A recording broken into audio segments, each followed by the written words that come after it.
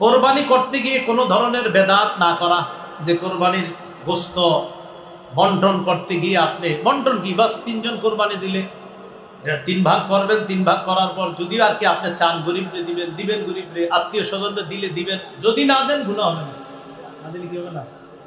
তাকে আপনার এই গিফটটাই করেন না দিয়ে, আরে আল্লাহ যেন আবার না নিতে গুনাহ হবে না বলছি নাকি, আবার এরকম দিবেন না, এরকম না, মানে কইলাম আর কি যে যদি না দেন গুনাহ হবে না। আপনি হ্যাঁ না দিলে গুনাহ হবে না, বা আল্লাহর রাস্তায় কিন্তু এটা কইরেন না, মুখ দিয়ে আয়া করছে মানে লেগে মাসালাটা বইলে বলছি। সাধারণত মাইকে মাসালা বলি না আমি। আপনি 3 ভাগের যদি ওই যে আত্মীয় স্বজনকে না দেন বা গরিবরে না দেন, এটা গুনাহ হবে না, কিন্তু আপনারা কইরেন এই ভাই এই মাসালার উপর আমল করেন না, আপনারা সবাই দিন, কিন্তু গরিব গরেও দিয়েন, আত্মীয় স্বজনদেরকে দিয়েন, নিজেরাও খায়েন। কথা বুঝে আসছে? কারণ কোরবানির গোশত তো উদ্দেশ্য না, আমাদের তো খুশি করা কারে উদ্দেশ্য?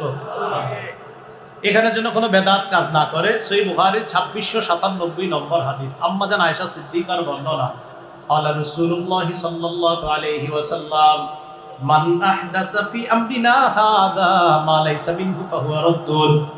নবীজি বলেন, আমাদের ইসলাম ধর্মের মধ্যে, এই শরীয়তের মধ্যে ইবাদতের নামে কেউ যদি সওয়াবের আশায় নতুন কিছু আবিষ্কার করে, বলেন আমার সাথে, শরীয়তের মধ্যে সওয়াবের আশায় ইবাদতের নামে নতুন কিছু আবিষ্কার করা বেদাত। বেদাত। তাহলে নতুন কিছু আবিষ্কার করা যাবে না।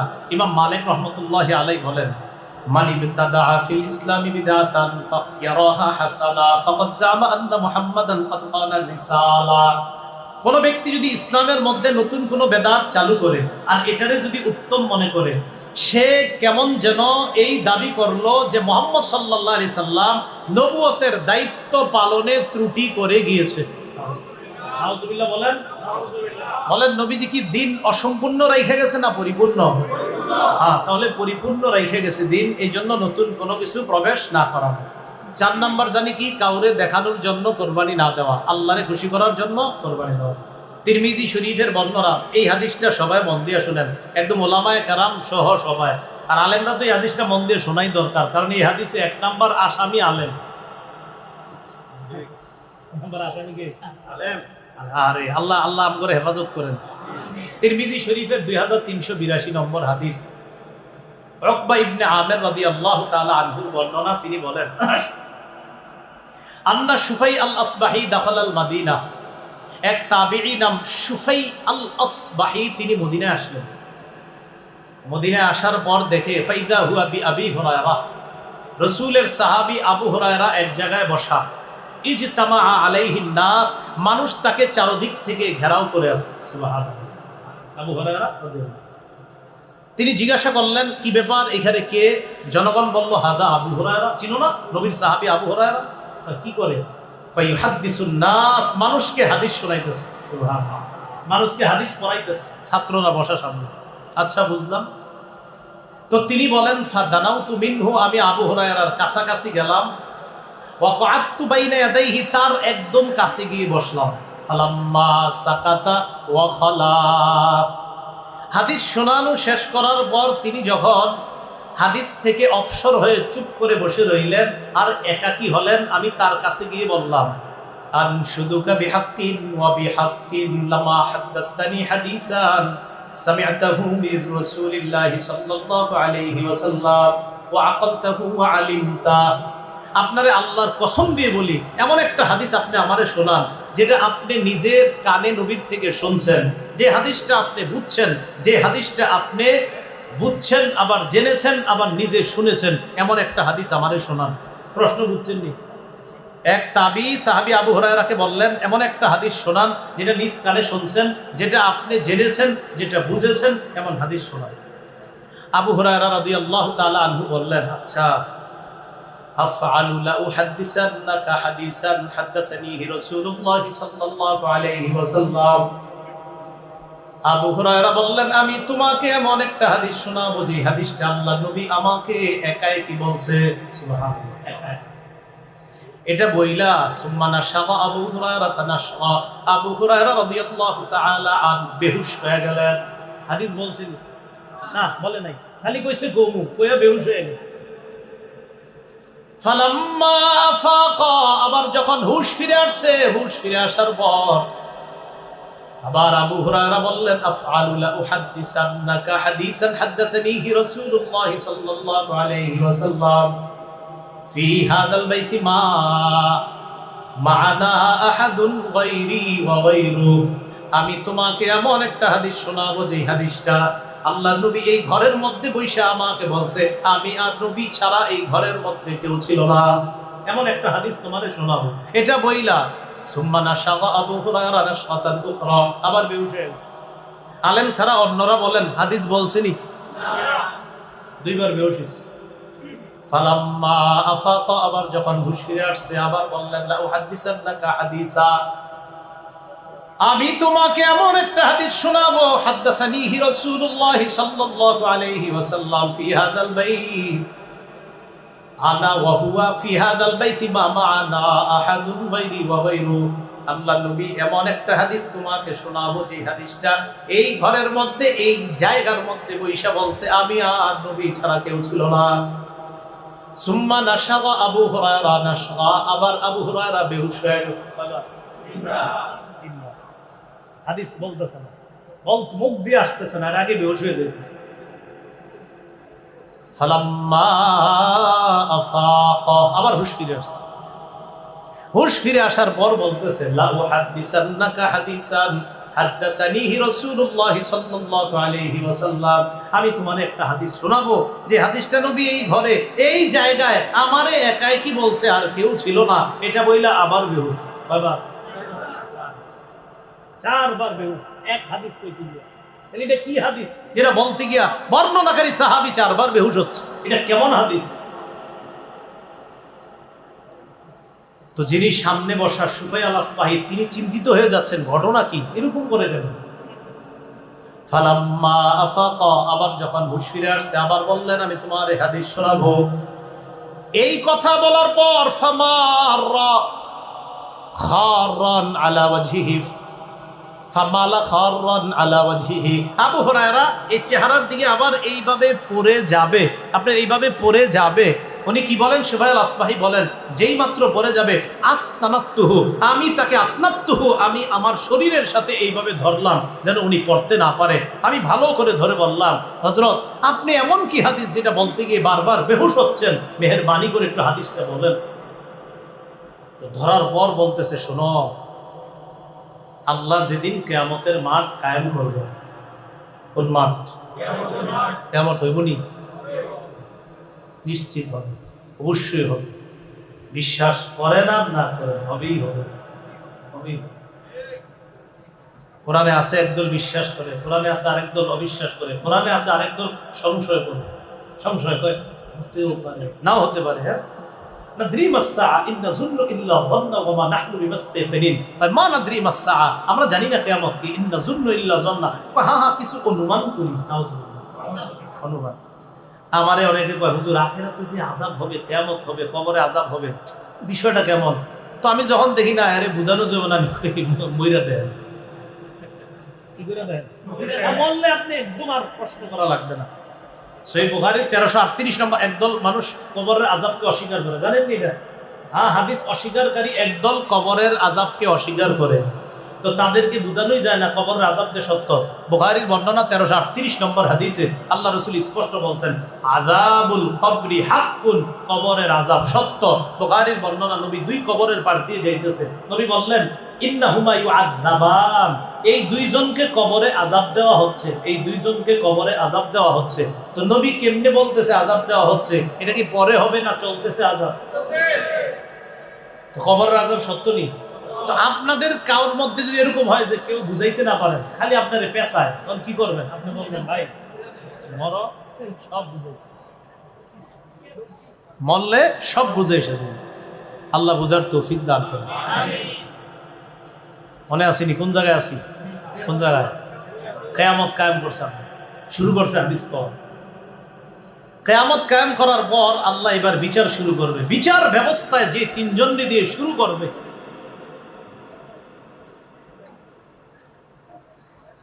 আউয়ালু মা ইয়াদউ বিহি রাজুলুন জামাআল কুরআন, সর্বপ্রথম আল্লাহ ডাকবে যাকে, তিনি হলেন আলেম।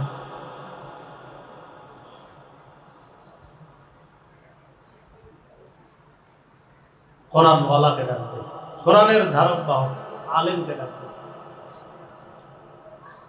সুম্মা যুল মাল বা সাহিবুল মাল, সম্পদওয়ালা। সুম্মা রাজুলুন কুতিলা ফি সাবিলিল্লাহ, এরপর মুজাহিদ। আলেমকে আল্লাহ বলবেন আলাম উআল্লিমকা মা আনজালতু আলা রাসূলি, আমি আমার নবীর উপর যা নাজিল করছি তা কি তোমারে শিখাই নাই? তো তিনি জবাব দিবে বালা হুজুর, আপনি আমাদের শিখাইছেন। আল্লাহ বলবে বিমা ফামাদা আমিলতা বিমা উল্লিমতা, তুমি যা শিখছো সে অনুযায়ী আমল করছো। ওই ব্যক্তি জবাব দিবে আকুমু বিহি আনা আল-লাইলি ওয়া আল্লাহ, সকাল সন্ধ্যা আমি আমল করছি, কোরআন প্রচার করছি, ওয়াজ করছি, বিভিন্ন জায়গায় জায়গায় গিয়ে বক্তৃতা করছি। আল্লাহ পাক জবাব দিয়ে বলবেন কাযাবতা, তুমি মিথ্যা বলছো। সাথে সাথে ফেরেশতারা বলবে তাকুলু লাহুল মালাইকাতু কাযাবতা, ফেরেশতারাও বলবে তুই মিথ্যা বলছস। আল্লাহ বলবে তুই মিথ্যা বল, ফেরেশতারা বলবে তুই মিথ্যা বলছ। লিউকাল ইন্নাহু কারিউন, তোমার যেন দুনিয়ার মধ্যে বলা হয় ওমকে বড় আলেম, বড় কারি, এই জন্য তুমি ইলম অর্জন করছিলা, এই জন্য তুমি ইলম অর্জন করছিলা, তো এই জন্য তুমি ইলম অর্জন করছিলা, যেন তোমার বড় আলেম বলা হয়। আশরাফি সাহেব হুজুর তো মহব্বত করে আমার নাম আল্লামা লাগাই দিছে। আলেমরা আমার মহব্বত করে, আমি জানি খুব মহব্বত করে। আমার উপর পুরো জুলুম, এটা জুলুম, আসলেই জুলুম। সত্যি আমি যোগ্য না, আসলেই যোগ্য না, বাস্তবিক যোগ্য না। আলেমরা আল্লাহ বলবে তুমি মিথ্যা বলছো, ফেরেশতারা বলবে তুমি মিথ্যা বলছো। তোমার যেন মানুষ বড় আলেম বলে, শাইখুল হাদিস, মুফতি, মুহাদ্দিস বলে, তুমি এই কারণে ইলম শিখছিলা। চিন্তার বিষয়।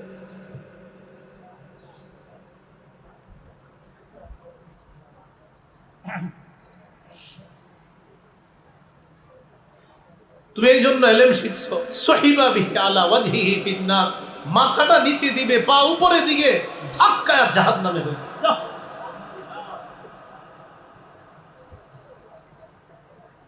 মুজাহিদকে, সম্পদওয়ালাকে সে কিভাবে ডাক, তাদেরকেও বলবে তুমি দান করছো, মানুষ যেন তোমার দাতা কয়। মুজাহিদকে বলবে তুমি জিহাদ করছো, মানুষ যেন তোমার বীর বাহাদুর কয়। এগুলারে জাহান্নামে ফেলে দিবে। আবু হুরায়রা রাদিয়াল্লাহু, তিনি আলেম ছিলেন, তো তিনি বলেন উলাইকা সালাসাতুল্লাতি তুসআরু বিহিমুন নার, এই তিনজনকে দিয়ে আল্লাহ জাহান্নামের আগুনটা, প্রজ্বলিত ভয়ঙ্কর আগুনটা যে আল্লাহ জ্বালাবে, এই তিনজনকে দিয়া এই জ্বালানোটা আরো ভয়ঙ্কর হবে। এটা বলতে গিয়ে উনি 4 বার বেহুশ হয়েছে, কারণ উনি নিজেই তো আলেম, বলতে পারতেছিলেন না, বারবার বেহুশ হয়ে গেছে। আল্লাহ আমাদেরকে হেফাজত করেন, আল্লাহ হেফাজত করেন। বলেন কোরবানি কার জন্য দিব? কাউরে দেখানোর জন্য না, আল্লাহর জন্য কোরবানি। 4টা কথা মনে থাকবে নি? নিয়ত শুদ্ধ করা, হালাল টাকায় কোরবানি দেওয়া, 3 নাম্বার শরীয়ত মোতাবেক কোরবানি দেওয়া, কোনো বেদাত যেন না ঢোকে। 4 নাম্বার রিয়া মুক্ত কোরবানি, কাউরে দেখানোর জন্য না। আল্লাহ আমাদের সকলকে জিলহজ মাস এবং কোরবানির ব্যাপারে যে কথাগুলো বলা হলো, আমি সহ সকলকে আমল করার তৌফিক দান করেন। ইব্রাহিম আলাইহিস সালাতু ওয়াস সালাম এই জিলহজ মাসে আল্লাহর কাছে নিজের আত্মসমর্পণ করে এমন এক দৃষ্টান্ত দুনিয়ার মধ্যে কায়েম করেছেন যে পিতা হয়ে আপন সন্তানকে জবাই করার জন্য গেছেন। সূরা আস-সাফাত, এই সূরার 102 থেকে 107 নম্বর আয়াত। এর আগে আরেকটা আয়াত আমরা জানি, সূরা বাকারার 131 নম্বর আয়াতে আল্লাহ বলেন ইয ক্বালা লাহু রাব্বুহু আসলিম, আল্লাহ যখন ইব্রাহিম নবীকে বললেন আপনি আত্মসমর্পণ করেন, ক্বালা আসলামতু লিরাব্বিল আলামিন, আমি বিশ্বজগতের রব আল্লাহর কাছে আত্মসমর্পণ করলাম। ইব্রাহিম নবী আল্লাহর কাছে আত্মসমর্পণ করলেন। ইব্রাহিম নবী বললেন আমি রবের কাছে আত্মসমর্পণ করলাম। এখন দেখেন ইব্রাহিম নবী আত্মসমর্পণ করার একটা দৃষ্টান্ত। কি দৃষ্টান্ত? সূরা আস-সাফাত 102 থেকে 107 নম্বর আয়াতে আল্লাহ বলেন ফালাম্মা বালাগা মা'হুস সা'য়া, ইব্রাহিম নবী যখন তার সন্তান ইসমাইল নবীকে নিয়ে বের হলেন একদিন, তো ফালাম্মা বালাগা মা'হুস সা'য়া, ইসমাইল নবী যখন কাজ করার বয়সে পৌঁছলেন, ছোট মানুষ তো বড় হইতে হইতে কাজ করতে পারে এমন বয়সে পৌঁছছে, ইব্রাহিম নবী সন্তানরে বাহিরে নিয়ে গেছে, চলো কাজ আছে। قال يا بني إني أرى في المنام أني أذبحك فانظر ماذا ترى ইব্রাহিম নবী সন্তানকে বললেন, আমি স্বপ্নে দেখলাম আমি তোমারে জবাই করতেছি, তুমি বলো তোমার কি অভিমত, তুমি চিন্তা করে আমাকে জানাও। ফানজুর, চিন্তা করো, মাজা তারা, তোমার কি সিদ্ধান্ত। প্রশ্ন, ইব্রাহিম নবী সন্তানের কাছে কি চাইছে? সিদ্ধান্ত। বলেন কি চাইছে? এখন ইসমাইল নবী যদি বলতেন, আব্বা আমারে জবাই করেন না, কি করেন না, আপনাকে বললাম ভাই আপনি যাবেন না যাবেন না, কয়টা অপশন আছে? আপনি যাইতেও পারেন, নাও যাইতে পারেন। সন্তানরে বলতেছে আমি স্বপ্নে দেখলাম তোমারে জবাই করি, তোমার কি সিদ্ধান্ত বলো। এখন সন্তানের দুইটা অপশন, আব্বা জবাই করেন, আব্বা জবাই করেন না। এটাই তো। এখন প্রশ্ন হলো, ইব্রাহিম নবী এই প্রশ্ন সন্তানরে কেন বললেন? হুকুম কার? আল্লাহ। আল্লাহর হুকুম পালন করতে গিয়ে প্রশ্ন কিসের? আবার হুকুম পালন করেন। আপনারা বুঝছেননি? আপনারা আল্লাহর হুকুম পালন করতে গিয়ে সন্তানকে প্রশ্ন করার কি দরকার? প্রশ্ন ছাড়াই তো জবাই করতে পারতেন, কারণ হুকুমটা কার? এখন মুফাসসিরিন কেরাম সুন্দর কথা লেখছে যে ইব্রাহিম নবী সন্তান ইসমাইলকে প্রশ্ন করার উদ্দেশ্য এই না যে সন্তান যদি না বলে জবাই করবে না, আর হা বললে জবাই করবে, এটা না। হা বললেও জবাই করবে, না বললেও জবাই করবে, কারণ হুকুম তো আল্লাহর। নবী ইব্রাহিম শুধু সন্তানকে পরীক্ষা করতে চাইলেন, দেখি আল্লাহর হুকুম পালন করার ক্ষেত্রে আমার সন্তান ইসমাইলের আগ্রহটা কেমন। না আর হা অপশনের কথা না, হা বলুক জবাই করবে, না বলুক জবাই করবে, চাইলেন আমার সন্তান দেখি কি বলে। ইসমাইল নবী জবাব দিয়ে দিলেন,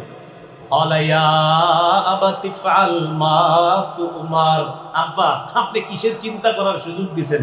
চিন্তার দরকার নাই, আল্লাহ যা বলছে তাড়াতাড়ি পালন করেন, এখনই বাস্তবায়ন করেন। সাতাজিদুনি ইনশাআল্লাহু মিনাস সাবিরিন।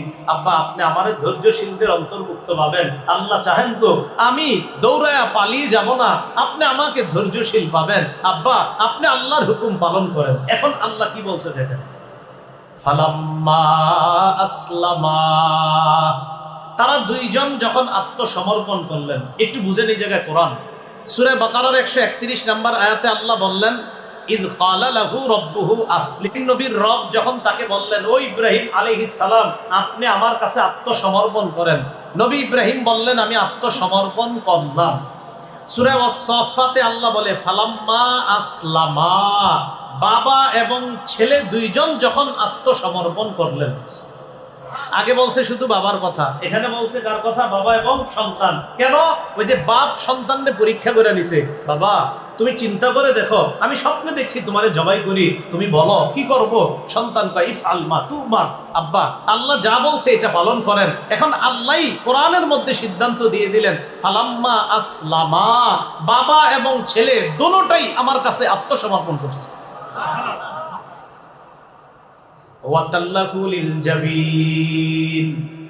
এবার ছুরি চালাইছে সন্তানের গলায়।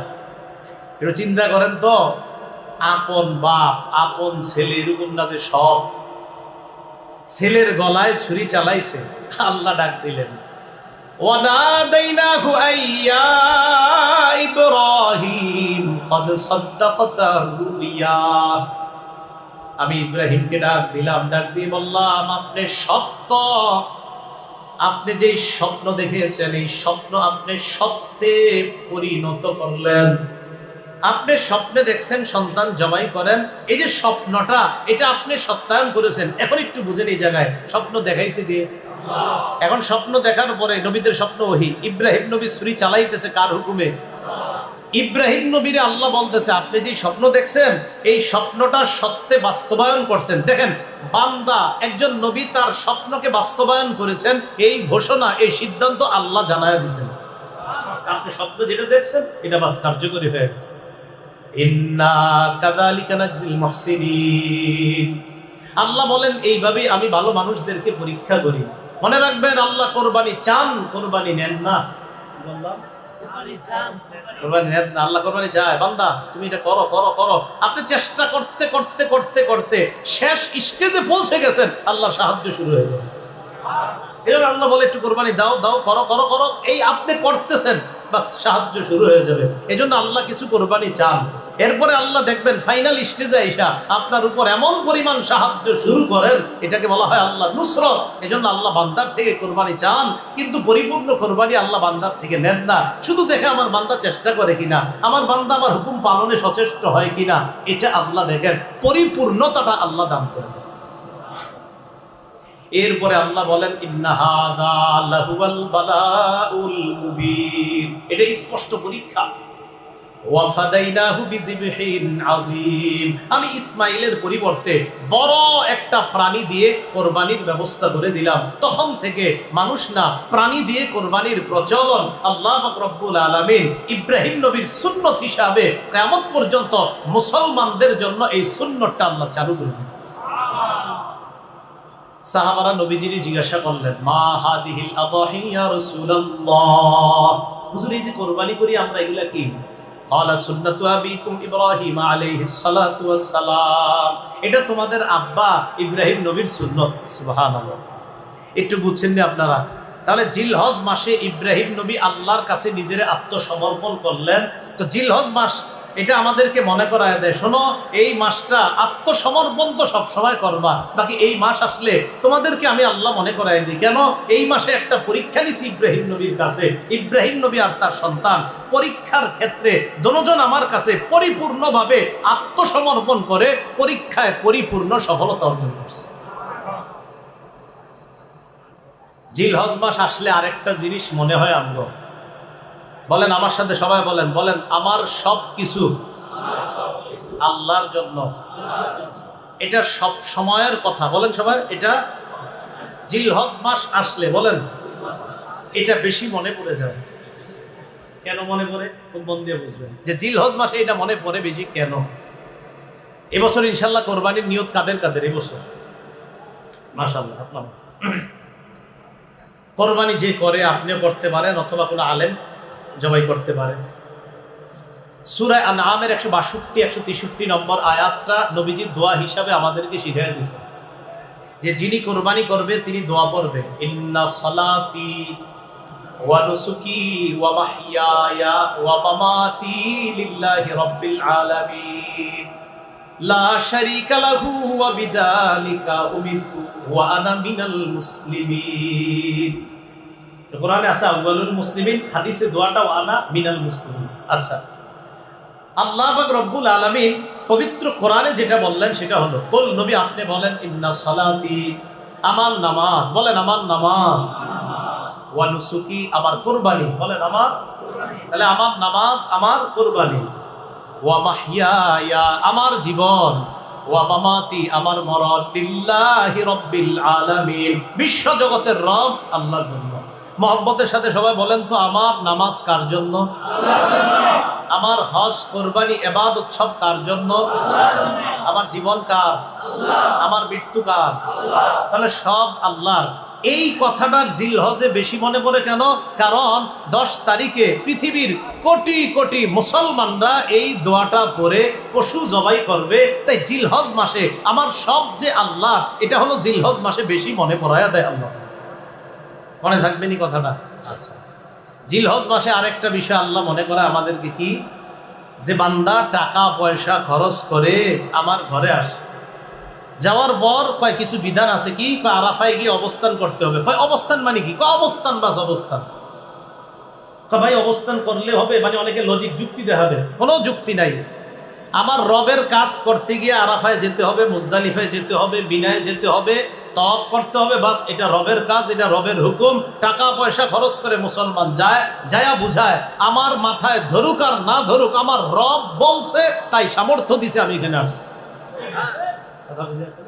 ওই যে অনেকে মাঝে মাঝে দেখবেন এগুলো নিয়ে বলে এত টাকা পয়সা খরচ করে কি দরকার? বলেন মুসলমানরা আমরা, আমাদেরকে যদি আল্লাহ তৌফিক দেয় আমরা সবাই হজ করব ইনশাআল্লাহ। আমরা কোনো প্রশ্ন তুলবো না যে এটা কেন ওটা কেন, না আমার রব বলছে তাই যাবো। কয় প্লেন দিয়া তুমি কাবার সামনে দাঁড়ায় রইলা, আরাফায় গিয়ে অবস্থান করলা, মুজদালিফায় একটু রাত কাটাইলা, মিনায় গেলা, এটা পশু জবাই করলা, লাখ লাখ টাকা খরচ করে হজ হয়ে গেল তোমার? আমরা বলবো হ্যাঁ আমার রব বলছে, লাখ লাখ টাকা খরচ এটা আমাদের বিষয় না, আমরা রবের কথায় রবের হুকুম পালন করতে পারছি, এটা আমাদের মুসলমানদের গর্বের বিষয়।